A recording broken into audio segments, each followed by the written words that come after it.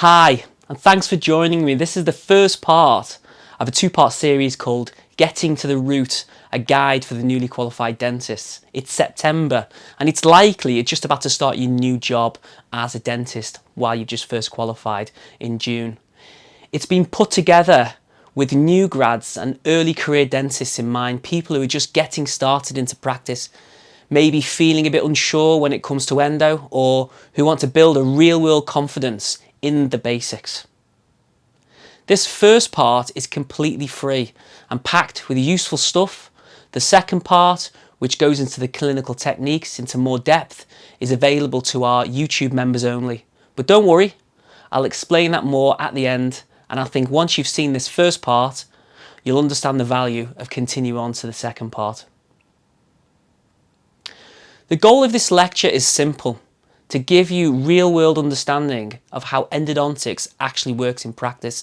Not just the textbook theory, but the stuff that gets you through those Monday morning emergencies and routine root canals with a bit more calm and clarity.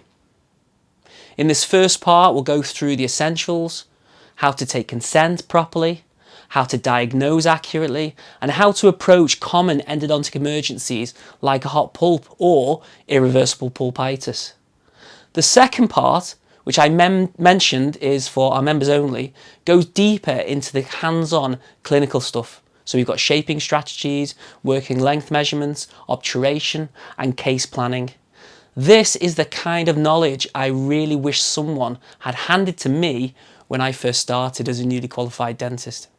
One of the biggest mindset shifts when you graduate is realising that the real learning starts now. At uni, you were given the theory, the steps, the structure, and that's great. But day-to-day dentistry in the real world doesn't always follow a neat sequence. You're going to see weird anatomy, challenging patients, tight appointment slots, broken files, poor vision, the works, and no lecture or practical can fully prepare you for that. You're going to make mistakes. We all do. But the most important thing is how you respond. Every mistake, every bit of frustration or doubt is a chance to reflect and improve. The dentists who grow are the ones who ask, what could I do differently next time, rather than beating themselves up about it, because I know I have done early on in my career. So don't aim for perfection, aim for curiosity of learning, for getting that tiny bit better with each case and each day. When I was a new grad, I thought endo was mostly about root canals, the shaping, the obturation, the technique. But I quickly learned that's just the surface of it. At its core, endodontics is about diagnosing pain, not vague soreness, but the real deep, nerve-driven stuff that keeps patients up at night. And that can be hard to pin down, especially early on in your career. It's also about judging which teeth are actually savable. That means understanding anatomy, restorability, cracks, mobility, which can be difficult to know without real-world experience, which gives a kind of catch-22 situation. Then there's the communication, being able to explain clearly to the patient why a root canal is needed, what the risks are, and what their options are. That skill is just as important as knowing where the MB2 is. And finally, it's about managing acute pain. Patients in pain don't care how neat your composite margins are. They don't care about getting the correct shade on your composites. They care about getting out of agony. Endo teaches you to do that confidently and quickly. When you get that right, your patients will genuinely trust you. And that is genuinely half the battle. So yes, endo is a technical discipline, but it's also one of the best ways to level up your real-world clinical judgment. Even if you're not specifically interested in endo, specifically, just general dentistry, general working life, endo really helps you manage those day-to-day problems. If you're just starting out in practice, here's the reality. Most of your early endo cases won't come from carefully planned treatment plans. They'll come from emergencies, patients turning up in pain, usually unbooked, often upset and expecting a solution, as you would. And here's the tricky part. Pulpal pain doesn't always make sense. It doesn't always match the x-ray. It doesn't always behave like it says in the textbook. The pain might feel like it's coming from the wrong tooth or the wrong arch, or it might have started hurting more after a restoration that looks completely fine. But the patient doesn't care about your diagnostic uncertainty. Their expectation is really simple. Please make this stop, which can create a lot of pressure for a clinician, especially if they are newly qualified, unsure, and not very confident. So this is where you start developing one of the most important real-world skill sets in endodontics, learning to combine the patient's story with a structured testing and sound clinical judgment. It's not about ticking boxes. It's about recognising patterns, weighing up the inconsistencies, and making timely decisions with limited information. The sooner you get comfortable with that process, the more in control you'll be when an emergency case lands in your chair. Before you test, before you examine, before you start thinking about treatments, you need to take a proper history. That's your starting point. A good pain history is often your most valuable diagnostic tool, especially in endodontics. It guides your thinking, shapes your testing, and often it gives you the answer before you've even picked up any instrument or done any special test. But it only works if you approach it properly. That means listening very closely, asking the structured questions, and knowing how to translate vague or emotional descriptions into something clinically useful. In the next section, we'll look at how to do that effectively and how to understand that a good history can save you from mixed diagnosis, wasted time, and most importantly, poor patient outcomes. When you're faced with patient in pain, structure is your best friend, and SOCRATES is a brilliant way to stay organised without missing something important. It starts with the basics. Where exactly is the pain? Can you point to it directly, or is it vague? When you ask about onset, was it sudden or did it build up over time? The character of the pain helps you translate their words into something diagnostic, dull, sharp, throbbing, or that weird zinging pain that might be a hint at a nerve involvement. Radiation is also key. If they're pointing to their ear or temple, it could be a telltale sign of pulpal or periapical inflammation. Associated symptoms like swelling, a bad taste, or pain to heat can distinguish between specific diagnoses. How long the pain lasts also. Does the patient complain of a lingering pain? That might be irreversible pulpitis. Does the pain wake them up at night? That's also a pretty big red flag. Ask what makes it better or worse. Sometimes ibuprofen dulls the pain, but paracetamol doesn't. That kind of thing can be really helpful in your diagnostic thinking. And finally, severity. Always ask if it's affecting their sleep. That's often signifies the tipping point between reversible and irreversible symptoms. SOCRATES isn't about ticking boxes, it's about building a mental map of what this pain actually is. Use it consistently and your confidence in managing these cases will grow pretty fast. Once you've taken a structured history, you usually start to build a picture, not a vague sense, but a working theory of what possibly is happening. You're beginning to figure out where this tooth sits on its own pain journey. Is it early stage inflammation? Is it tipping into irreversible pulpitis? Or has it already gone down the path of being necrotic? Your next job is to translate what the patient has told you into a formal diagnosis. And this is where testing comes in. But those tests shouldn't be random. The history you've just taken should guide what you do next. For example, if a patient says the pain lingers after cold, that's a signal you should be tested with cold spray and interpret the response carefully. If they describe a swelling or a bad taste, you might want to look for signs of drainage or check for tenderness to pressure. I mentioned before, every little detail in the story they give you points towards the diagnosis you're dealing with. So to put that into practice, let's listen to a sample patient history. As you hear it, start thinking, what's the likely diagnosis here? What tests would I need to confirm it? Watch this video and listen to the keywords. I've got a sharp pain here when I drink something cold. It's like only when I have like iced water or if I breathe in cold air quickly. It doesn't last long, it's just a second or two, but it's been happening more and more often. Reversible pulpitis are one of the most commonly misdiagnosed conditions in early clinical practice. Often because the symptoms seem so minor and we want it to be something simple, don't we? We don't want it to be something major. But reversible pulpitis is actually specific. It refers to a pulp that's been inflamed but still vital, healthy, and actually capable of healing once the cause of irritation has been removed. In the history, patients usually say something like, I get a little twinge to cold or sweet things, but it goes away quite quickly. The pain is short, sharp, and non-lingering. And that's the defining feature, non-lingering. It's stimulus driven and disappears within seconds of removing that very stimulus. On cold testing, you'll get a brief but non-lingering response. There's no spontaneous pain, no throbbing, no waking at the night. And if you're seeing this presentation, you're probably not dealing with irreversible pulpitis.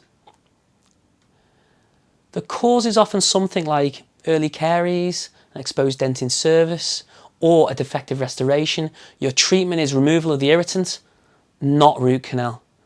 This could mean removing the decay, placing a new restoration, smoothing a margin, adjusting the occlusion. But here's the caution. Just because symptoms seem mild now doesn't automatically mean the pulp is reversible. If there's any doubt, keep the diagnosis provisional, treat conservatively and review. Always let the pulp declare itself rather than rushing in to label it too quickly. And of course, you need to inform the patient that your diagnosis could be wrong. Let's try another one. Well, it started just with cold drinks, but now it's really painful. It comes out of nowhere. It was a deep ache and it lasts for at least 10 minutes. I couldn't sleep last night. I was up last night. I had to take painkillers at 3 in the morning. This is irreversible pulpitis. This is where the pulp is inflamed beyond the point of recovery. Even if the tooth is technically still vital, it's not going to heal. The inflammation is out of control, and unless you intervene, it's only going to get worse. So what does the patient say? It usually sounds something like, it starts hurting out of nowhere, or the pain lingers long after I've had something hot or cold to drink or eat, or even it wakes me up at night.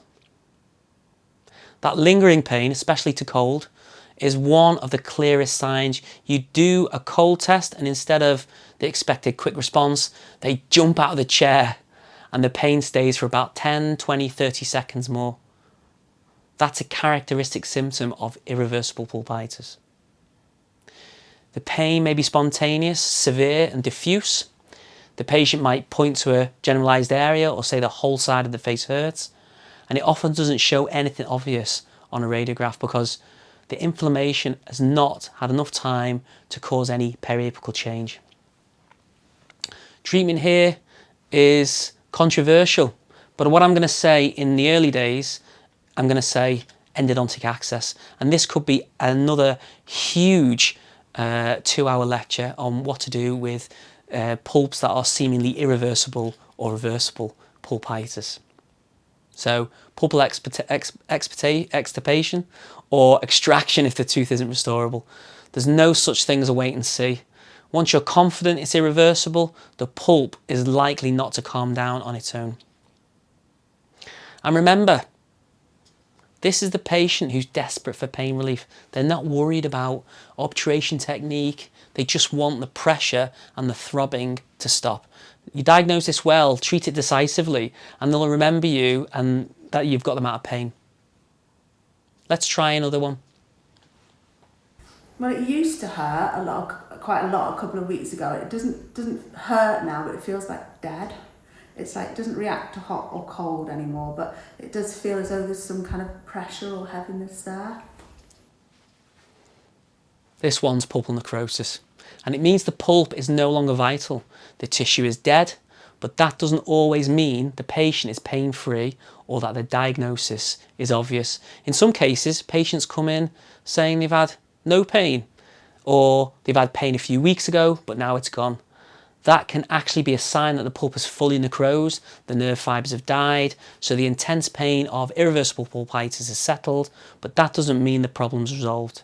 In fact, it usually means the situation is progressing, and also the patient could suffer from another acute flare-up in the future. So that's important to know.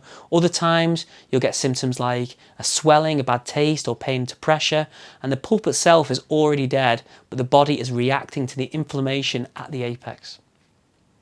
From a testing point of view, the biggest clue is non-responsiveness to cold or electronic pulp testing, but you've got to be cautious here. If the tooth has a large restoration or is calcified, it might not respond despite being vital. That's why you always correlate test results with the history and the clinical picture. Radiographs may show widening of the PDL or periapical radiolucency, but this can be subtle or absent early on. Once you're confidently diagnosed necrosis, the treatment is root canal.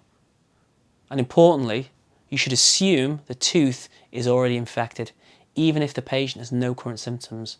That means your focus now shifts from pain relief to disinfection and long-term control. That's of course if the patient wants to keep the tooth, because if they don't, they'll take it out, but more on that later in the lecture in part 2. And another patient description.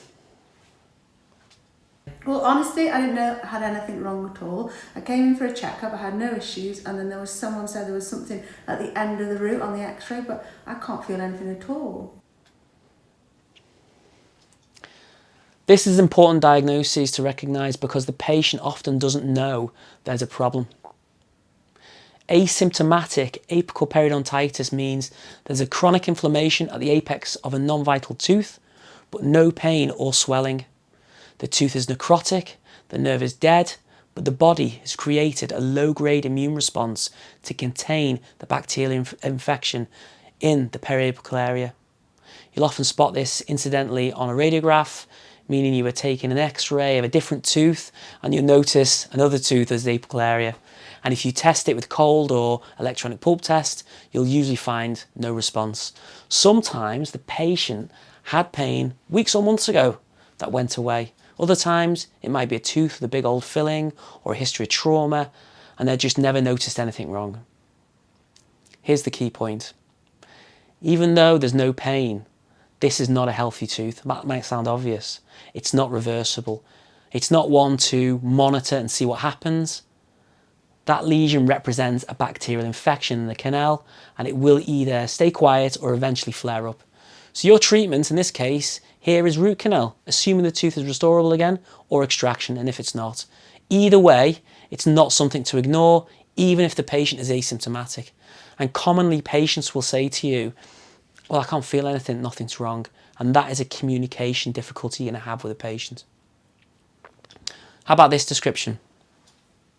I can't really chew at all on that side. It's really tender when I bite down. It's like something's bruised there. It's not like a constant pain, but it definitely feels sore when I eat. This is symptomatic apical periodontitis, is when the tissues around the root tip are inflamed and painful. The patient will typically complain of pain on biting or chewing, even if they're not in constant discomfort. It can feel like a kind of dull, bruised sensation. They might say, oh, it just feels high or it hurts when I tap it. On examination, the tooth will often be tended to percussion. Cold testing might show no response if the pulp is completely necrotic, but you can still have symptomatic apical periodontitis with a vital pulp in some trauma cases, or with teeth that are multi-rooted. It can also be common in cases of recent dental work. Radiographically, you might see a widened periodontal ligament space, but not always. The absence of a radiolucency doesn't rule it out, especially in the early stages. The significant information here is that percussion tenderness without swelling or radiographic change still matters. It's often the earliest sign that the periapical tissues are inflamed, and it's your job to decide if it's a warning sign or the beginning of something more serious. And now this one. It's really painful. It's like pounding around my tooth. My cheek's so swollen I can barely touch the area at all without it hurting. It just came on really suddenly. It's getting worse and worse every hour.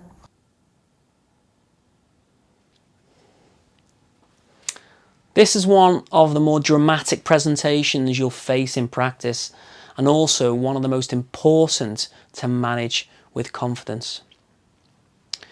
An acute apical abscess is a rapidly developing infection that spreads from a necrotic pulp into the periapical tissues, and by the time the patient presents, the pulp is already dead, and now the immune system is struggling to contain the infection at the apex. The classic symptoms are pain, swelling and tenderness. The pain is often severe, throbbing and constant, and the patient may report a bad taste, a feeling of pressure or difficulty biting. You'll usually see swelling intraorally, sometimes extending into buccal sulcus or even the face extraorally. The tooth will almost always be very tender to percussion, and pulp testing will show no response, but that's not even if you can get near the tooth to test it in the first place. Sometimes you'll find a draining sinus tract or pus under pressure that can be released, and if that's the case, the patient often report dramatic relief afterwards once you've drained it. Radiographically, you might not see a periapical radiolucency because this condition progresses faster than bone changes appear on an X-ray, although usually that's unlikely. Management is urgent but straightforward. The priority is drainage, and that might mean access and deroofing the pulp chamber, or incision and drainage if the swelling is fluctuant. If the drainage isn't possible and the patient is systematically unwell, or there's a facial swelling, trismus or fever, refer urgently and consider antibiotics. This is not the time to monitor and say, again, I keep saying that, prompt diagnosis and action can stop a dental infection becoming a medical emergency. This next one's a common one. It's just a little spot on my gum that comes and goes. Sometimes it drains a bit, but it doesn't hurt. It's been there for ages. I just thought it would go away on its own, so I think I need some antibiotics. This is a chronic apical abscess, and it's the result of a long-standing infection in a necrotic pulp that has found a way to drain rather than building up pressure like in an acute abscess. This condition tends to remain low grade and controlled, but it's still a sign of ongoing disease. The patient may report a small spot on the gum that drains occasionally, or a bad taste now and again. You might spot a sinus tract clinically, and you can even trace it radiographically if you place a gutta perca point inserted into the draining abscess to confirm its origin at the apex of a non-vital tooth. Sometimes when you have these very, very large lesions on a radiograph, you're not too sure which tooth is necrotic. Using this gutta perca poking technique, it can be super, super useful because essentially it just tracks down the draining abscess and it points directly to the tooth which is infected. There's usually no pain and the pulp will test as non-vital. Radiographs typically show a well-defined periapical radiolucency, reflecting the chronic inflammatory response in the surrounding bone. Management straightforward. This tooth requires a root canal treatment or an extraction. Let's focus for a moment on some conditions that closely mimic endodontic pain, especially when you're working under pressure or the symptoms are vague and misleading. But that doesn't mean it's an endo problem. That's very, very significant to say. Misdiagnosing these common cases can lead to unnecessary treatment, like drilling into a healthy tooth, or worse, missing something more significant that needs a completely different treatment modality. This is where clinical discipline matters. It's the moment to pause and test thoroughly and consider a wider range of possibilities before you pick up the handpiece. Let's listen to a few pain descriptions that sound like endo, but aren't. What do you think's going on here?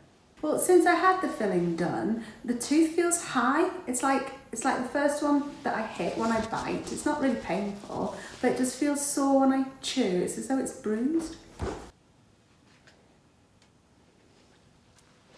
Sometimes a tooth becomes tender to bite on or sore when it is percussed, and it really can sound like endodontic pain, but in certain cases the issue is actually a occlusal overload, often from a high restoration or a subtle change in the patient's bite, but that's quite unusual. The symptoms can include pressure sensitivity, a bruised feeling, a discomfort when chewing, and if you're not careful, it's easy to interpret that asymptomatic apical periodontitis is the diagnosis in this case. But if the pulp tests vital, there's no swelling, and the radiograph shows no periapical changes, it's worth checking the occlusion, especially if you've just done a filling on this tooth. Again, check recent dental work, parafunction or clenching, and use articulating paper to look for heavy contacts. If you find a high point and adjust it carefully, the symptoms can often resolve without any need for drilling or endodontic intervention, and sometimes it can be quite immediate. This is a good reminder to rule out mechanical causes of pain before assuming pulpal or periapical disease. This next one is a funny one that can catch you out. It's like a delay on my upper teeth on one side. It's worse when I bend over or lie down. But at first I thought it was a tooth, but they all seem to hurt at the top. And I've had a bit of a blocked nose too. Sinusitis can easily mimic dental pain, especially in the upper posterior teeth. Patients might point to several molars and say, oh, you know, this feels sore, or it's worse when I bend forward. You know, the tooth may feel tender to pressure or even to light percussion, but they're all tested vital. There's no caries, no obvious restoration issues, no radiographs look, any pathology seen on these radiographs. And that's your clue, these teeth look perfect, but the pain feels real and actually in quite a few teeth. What's really going on here is pressure from the inflamed sinus linings, often due to cold, allergy or infection, and that pressure is being transmitted to the roots of these maxillary molars and premolars sometimes, which often lie close to the sinus floor. Ask the right questions. Have they had a recent sinus issues? Do they feel congested? Is the pain one-sided across multiple teeth? Is it winter? If in doubt, don't rush to open up the tooth. Consider prescribing nasal decongestants or referring to the GP if it's sinus related. The symptoms usually improve without any dental treatment. This next one is an easy one to spot once you've seen it a few times. The gums are really sore and bleeding, and especially at the front, and they feel so raw and stingy, and then I'm aware that my breath smells terrible. It just came out of nowhere. It's really suddenly. I don't know if it's because I'm very stressed at the moment. Sometimes a patient will come in describing severe pain, difficulty eating and general discomfort, and it's tempting to assume it's an endo emergency. But when you take a proper look, you might notice something different. Bleeding gums, halitosis, and that kind of punched out papillae. That's not endodontic, that's an acute necrotizing ulcerative gingivitis, or your ANUG. This is a soft tissue infection, not a pulpal problem. It's usually seen in young adults under stress, with poor oral hygiene or a smoking history. The pain can feel intense, but it's coming from the gingiva, not the pulp or the periapical tissues. Diagnosis here is visual, and treatment is simple. Debridement, possibly chlorhexidine rinses, although again that's very controversial due to allergy issues. Mainly it's oral hygiene and it's a prescription of metronidazole. There's no need for pulp testing or radiographs unless there's another reason to suspect a separate pulpal issue. This one is difficult and again might catch you out. So there's pain next to one of my teeth and the gum seems a bit swollen, and when I pressed it the other day, some gum came out, it oozed a bit, and the actual tooth doesn't hurt, it's just the gum around it. When you see a swelling on the gum, it's easy to jump to the conclusion that it's an apical abscess. But if the tooth is vital and the swelling tracks along the side of the tooth with a deep narrow pocket, think periodontal abscess, not endo. This is where your special tests really matter. Do a pocket chart, take a good periapical radiograph, and always check the patient's periodontal history. Does the patient have active periodontal disease, for example? In true periodontal abscesses, drainage and debridement are your main treatments, not root canal. You only go down the endo route if it tests show a clear pulpal involvement. True endoperio lesions are rare and often misdiagnosed. The key point here is not every swelling means a dead pulp. Make your diagnosis based on your structured testing, not just the appearance. The next few cases sit in a grey area where the pulp is irritated but still vital and capable of healing. These situations don't need root canal treatment, but they do need careful attention.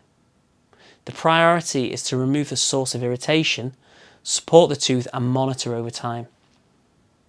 Over-treating in these particular cases can do more harm than good, so your role is to protect the pulp, not replace it.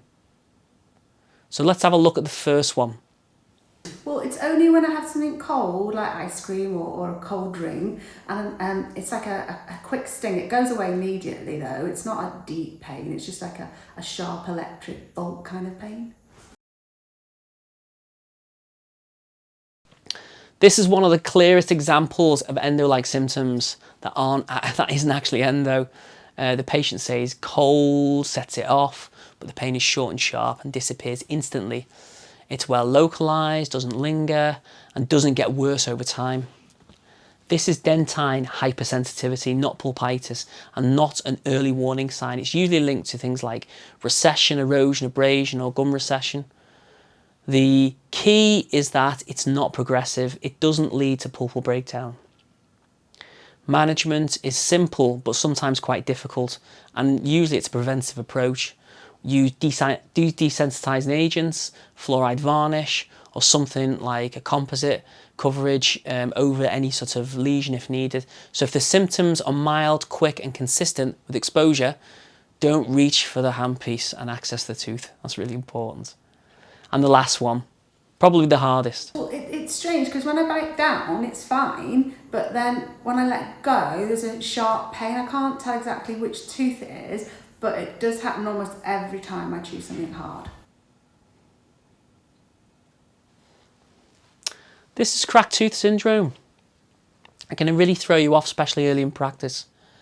The patient says it hurts to bite, so naturally your brain goes to an endodontic diagnosis, maybe a periapical issue, but then you test it, the pulp responds normally. There's no swelling, no sinus, and the radiograph actually looks fine. The classic feature here is pain on release after biting, not constant, not throbbing, but triggered by pressure changes across the crack. It's often seen in heavily restored lower molars, especially with old amalgams or teeth that have been under load for years, like a lone standing tooth, or especially in bruxes. Diagnosis is based on the story, bite tests, ruling out other causes. The pulp may still be completely healthy.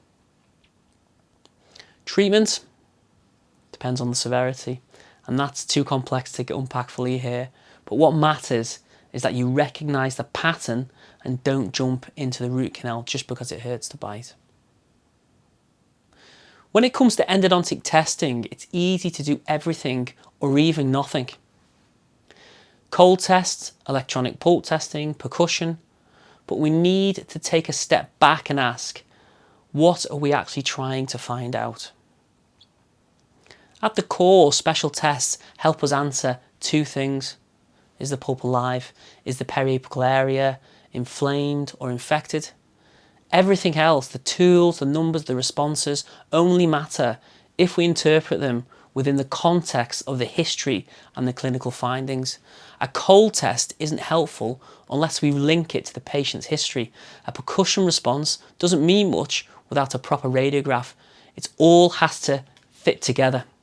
So think of testing as just one part of kind of that bigger puzzle. History plus radiographs plus special tests equals the diagnosis. Don't over-rely on one piece of information. Use them together and always think about what the test result is actually telling you. Of course, Most obvious special test is the X-ray, but we just cannot get into that in this lecture because it's just a huge topic in itself. Instead, I want to focus on the other tests, the ones that are just as important, but often forgotten when you're in a rush or you're feeling under pressure. Things like mobility probing, cold testing, electronic pulp testing, percussion, they each tell you something slightly different. And on their own, they can be misleading. But when you interpret them together in the context of the patient's symptoms and history, they'll become incredibly powerful. Just a quick reminder though, that diagnosis in endo isn't just about one magic answer. It's about combining clues and testing with purpose. Percussion and palpation are often the first signs that something's wrong around the apex. These tests can help you assess what's happening around the tooth, not inside the pulp. Percussion indicates inflammation of the periodontal ligament, which is an early warning sign of periapical involvement. I'll often ask the patient straight away, does it hurt when you bite or when I tap on this tooth? It's a quick and it gives you an immediate sense of whether the tooth has apical involvement, thus requiring immediate attention. Palpation checks for swelling or tenderness over the apex, which might suggest drainage or an early spread of infection. And remember, if the pulp is non-vital and the tooth is tended to percussion, that often points to symptomatic apical periodontitis, and it's time to intervene. These simple tests, but they often tell you what the radiograph can't. So they're simple. The second important set of special tests are mobility and probing. Mobility doesn't always mean bone loss. Sometimes it's just inflammation or trauma to the supporting tissues. So take it as a clue, not a diagnosis. But probing really matters, especially when it reveals a deep, narrow pocket on one side of the tooth. That can be a huge red flag. Why? Because when a tooth develops a vertical root fracture, the periodontal ligament gets split down the root surface. The probe then drops right into that defect, creating an isolated deep pocket in an otherwise usually healthy mouth. That kind of probing pattern is usually very telling. It's not the generalised pocketing of perio, it's a sharp, narrow defect, and it often points to something structural, like a fracture, which in turn may indicate the tooth is not restorable, so a very, very important special test. The cold test is one way of determining if the pulp is still alive.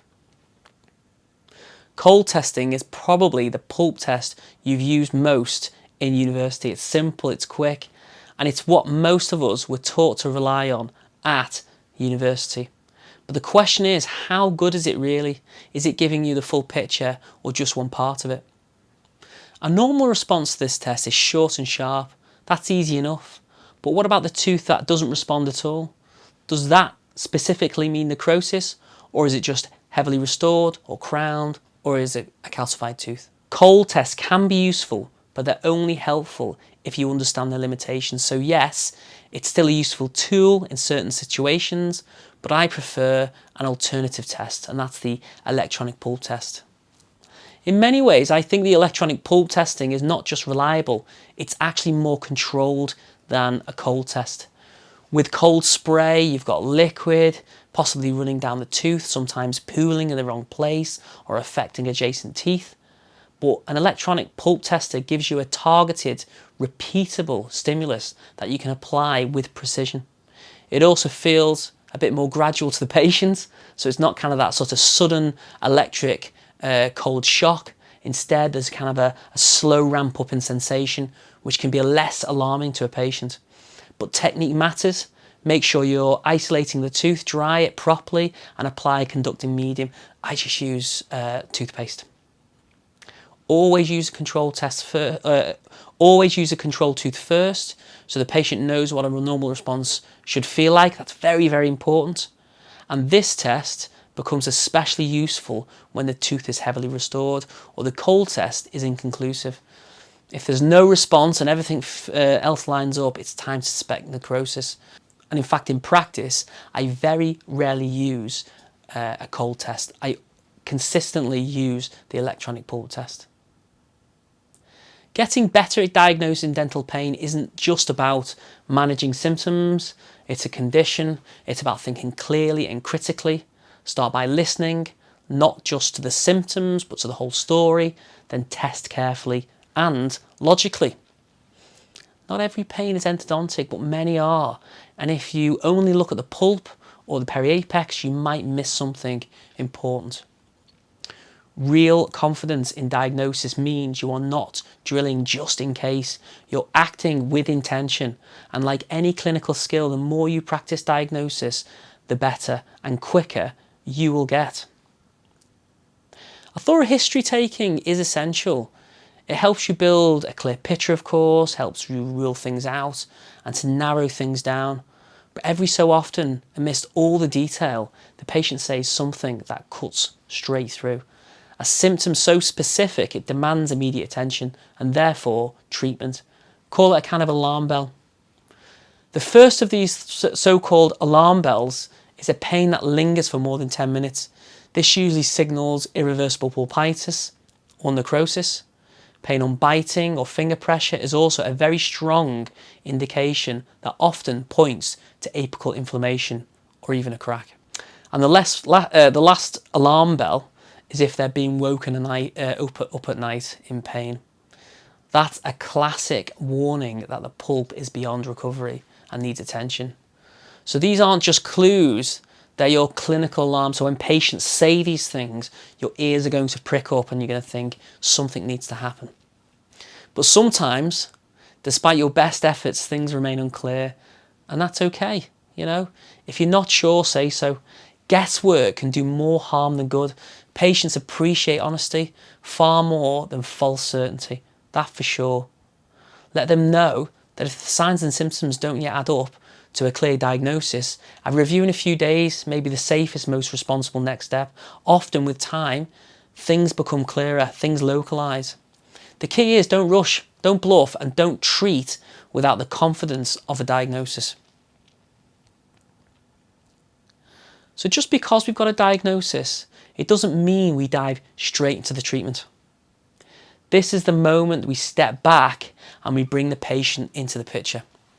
Now, it's about explaining clearly what we found, what the options are, and what the likely outcomes might be. We need to talk through the risks, the benefits, alternatives in a way the patient can understand and reflect on. That is when true valid consent begins. And consent doesn't mean asking, are you okay with root canal while holding a syringe? It means giving the patient space to make an informed choice with no pressure. Sometimes the patient is in so much pain they cannot even think clearly. So in those cases, your role might be to provide temporary pain relief, pulpotomy for example, and then bring them back when they're more comfortable to talk through their options properly. Root canal treatment isn't just a deep filling, and patients need to hear that clearly. We have to explain the diagnosis, what we're treating, and why root canal is being recommended over the other treatment options. They also need to know the plan, how many visits, what happens afterwards, what it'll cost, and crucially, what could go wrong. That's important. You know, fractures, reinfection, even the possibility of future retreatment or even extraction. None of that means the treatment is going to be done badly. It just means it carries risk like anything else. Crucially, the risks you mention need to match the tooth. So don't talk about ID nerve damage if you're treating an upper premolar. You know, it's not relevant, and medical legally it might get you into a bit of hot water if anything were to occur and you were consenting inappropriately.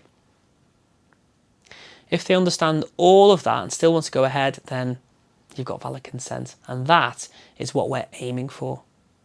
So let's be honest, consent is tough at first, especially when you're working in a busy dental practice, you're running behind, you're still trying to build your own clinical confidence, and it just feels a bit clunky. You know, you might miss a bit, and sometimes it just doesn't land right with the patient, but that is completely normal. You won't say it perfectly every time, and that's fine. The key is repetition. The more you do it, the smoother it gets. Eventually, It feels natural, like, you know, a real conversation, not a script. You're building a skill set here, not memorising these kind of lines. The one thing that's made a huge difference to me personally, especially when patients are anxious or confused, is I usually use a dry whiteboard. It's a simple, quick, and makes everything more visual for the patients, and people really, really like it. You know, I draw the tooth, I show where the canals are, explain where the problems might be, and outline what treatment involves. It's become part of my routine now using this whiteboard, and it really helps patients understand why we're doing what we're doing. It also provides the patient with a bespoke consent stage centred around their unique problems. You know, arguably this is better than just getting them to sign a generic consent form. When you're dealing with an endodontic emergency appointment, the priority isn't to fix everything. It's to get the patient out of pain and stabilise things. A lot of new grads try to do too much all in one go, but these emergency appointments are just about getting symptom relief. So you'll do the full treatment later when there's time to plan properly. Okay, so that's important. Don't take too much on. Make sure you explain what you're doing in simple terms. Even something like, and open up the tooth to relieve pressure and place a temporary dressing, something like that. You know, that usually goes a long way, keeping the patient in control and you understand what's going on. You always document clearly, you know, what you've found, what you did and why, and then leave the patient with a clear next steps, you know, when to return, what to expect, and, you know, when to be concerned. So let's talk about pain relief. Managing pain well doesn't just make the patient more comfortable, it actually helps reduce inflammation too. And while it's not the definitive treatment, good pain control can really help stabilise things in the short term. Your first line option is ibuprofen, and this is 600 milligrams every 6 to 8 hours, as long as there aren't any contraindications. You can then combine that with paracetamol, 1 gram every 6 hours, but it's a bit of a synergistic effect with ibuprofen when taken together. And just to make sure you've checked the medical history, you know, you'll want to avoid ibuprofen in patients with asthma, gastric ulcers, kidney problems, or if they're pregnant. And don't forget, patients might look at the box and think your suggested dose is too high. But similarly, you may need to explain that this is still safe as long as they do not exceed your stated dose. How about what type of restoration you're going to be placing on this tooth during the emergency appointment, or when you just go straight for an extraction? If you've got the time and the patient can tolerate it, aim to do a full composite build-up. A proper seal does 2 important things. Firstly, it keeps your intracanal medicament in where they're supposed to be, and it stops any new bacteria getting in.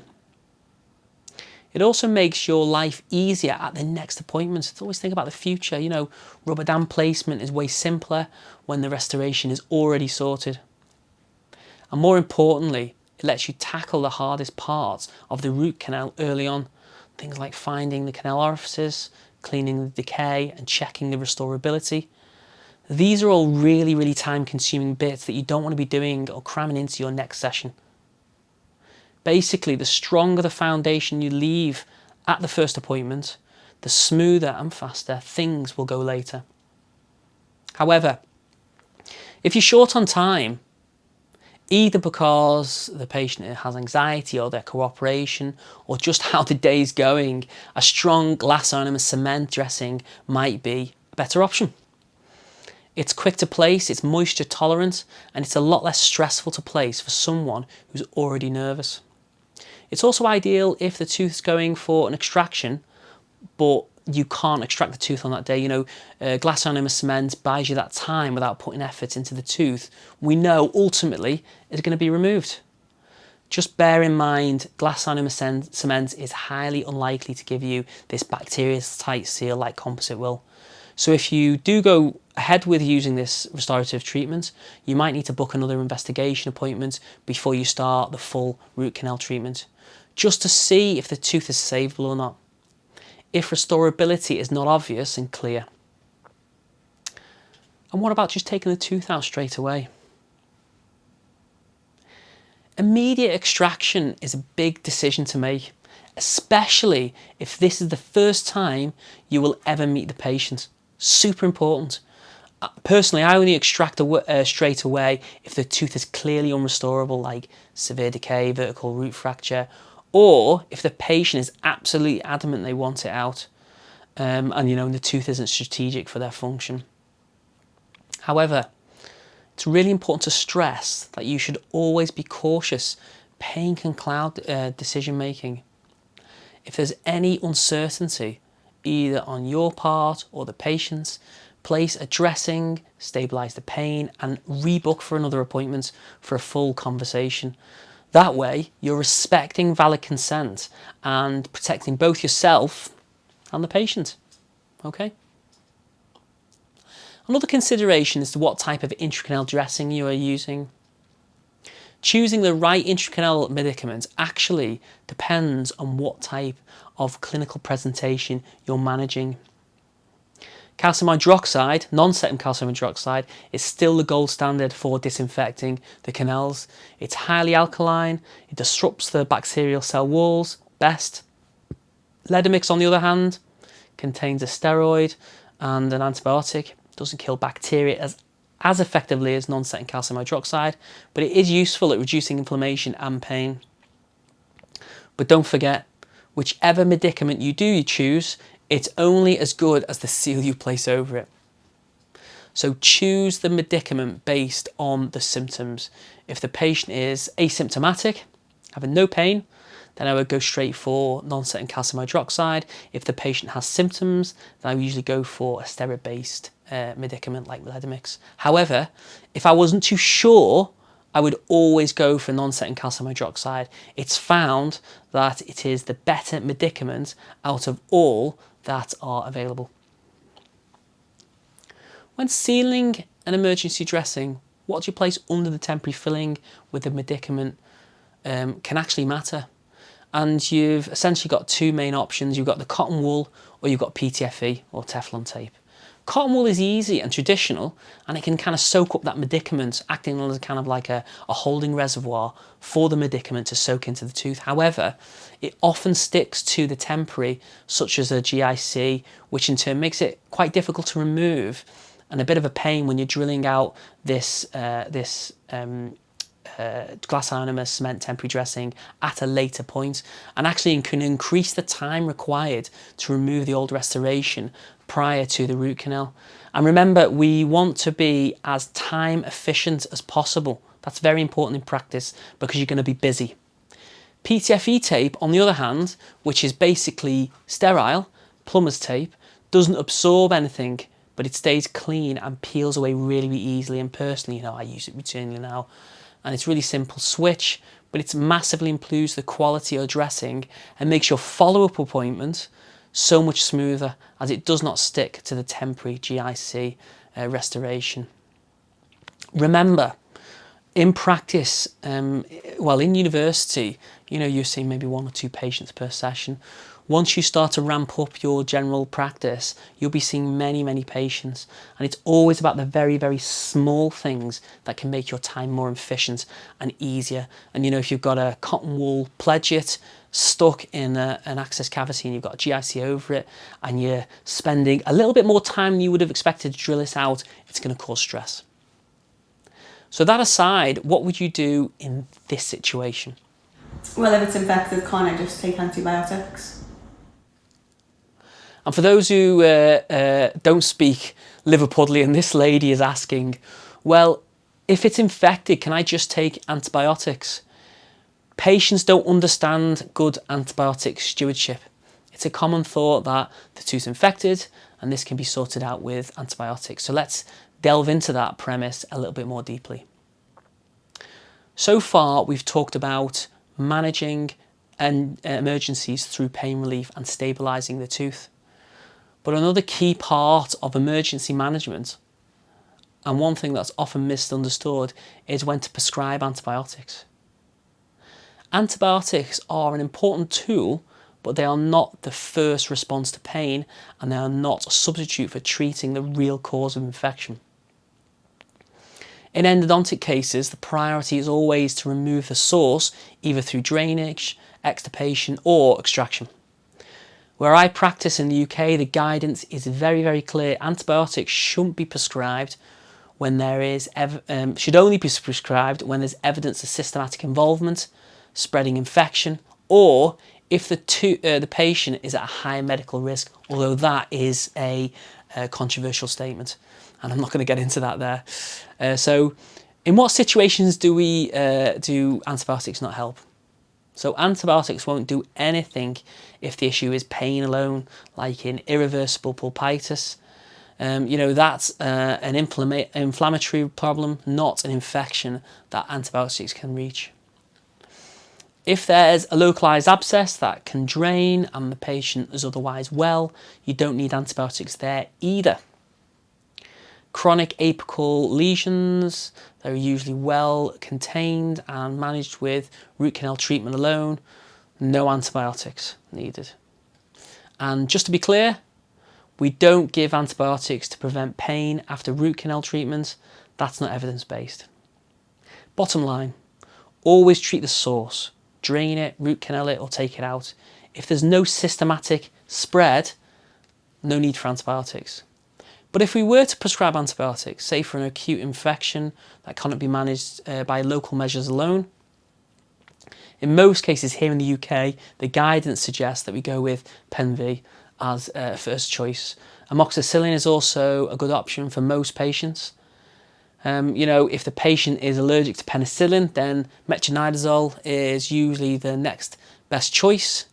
And clarithromycin can also be used, but keep an eye out for potential drug interactions, especially with common medications. And clindamycin is one to be cautious with. It's best reserved for specific cases, and in the UK, ideally prescribed after seeking advice or having a direct suggestion from an oral medicine specialist. So to bring it all together from this first part of the lecture, managing endodontic emergencies isn't about solving the entire problem in one go. It's about staying calm, working through a clear structure, and focusing on the right priorities. Start by listening. Take a thorough history. Using something like SOCRATES, most of what you need is in what the patient tells you. If you ask the right questions, then let them just talk. The more, if we move on to diagnosis, use your cold tests, percussion, radiographs, but don't skip the history. If you dive into testing too early, it's easy to get misled. Next, think pain control. What can you do right now to get them more comfortable? Then stabilise the tooth, whether that's drainage, medicaments, solid tempi, filling, or just removing the cause. Always think one step ahead. What can you do today that sets you up for success at the next visit? Only prescribe antibiotics when it's truly indicated, signs of systematic infection, spreading cellulitis, or if the patient is immunocompromised. Again, that's a controversial point. Don't just prescribe antibiotics because they're in pain. Throughout, communicate clearly, tell the patient what you're going to do next and why. Even if all you're about to do is just a dressing, they'll trust you if you explain it really, really well. And finally, document everything. Diagnosis, tests, treatment advice, and the next steps. Your notes should be so clear that anyone could just pick up the case and know exactly what happened. If you stick to this process, you'll not only manage emergencies safely, you'll come across as a calm, competent, and in control. And that builds serious confidence, especially early on in your career. Remember, you don't need to fix everything today. Just fix the right thing today. All right, so that's the end of part 1 of the lecture. And if you found this really, really helpful so far, good news, part 2 is ready and waiting for you. And it's available exclusively to our YouTube members. You can join by clicking the link in the very first line of the video description below. It's just a small monthly fee, and you actually get a lot of value out of it. First, you unlock the full second part of this lecture, where we cover the clinical stuff, the shaping, the disinfection, and what to actually do once you've diagnosed the case. You'll also get early access to all of my root canal case videos. I upload a new one every Friday, and I usually run about 3 or 4 weeks ahead for the members, so you'll always be the first ones to see these amazing cases. And there's another exclusive content there on there too. It is a full-length access cavity video that's only available to members. Honestly, it's one of the best videos I've made so far. So if you're enjoying the content and want more, tap the link at the bottom of the description, and I'll see you in part 2.